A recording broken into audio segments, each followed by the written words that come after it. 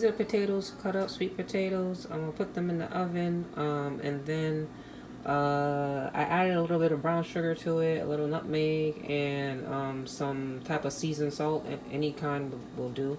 And I'm gonna put it in the oven for like maybe 400 degrees. And then I'm gonna show you guys what ingredients I'm gonna put after it is done. Hey guys, this is the second part of me preparing this sweet potato.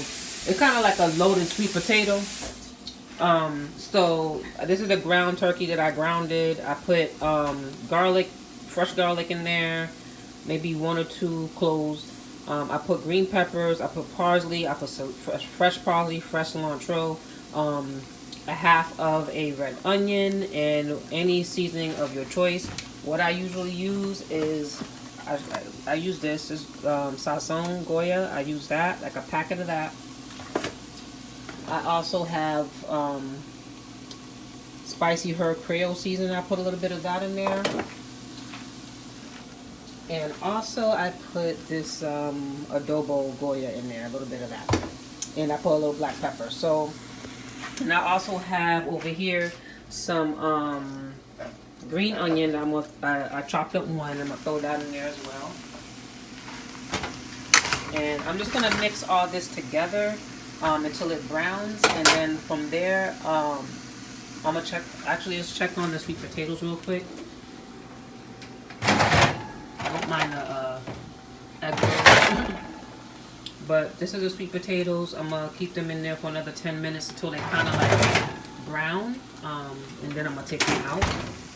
But yeah, this is the process so far of making loaded sweet potato.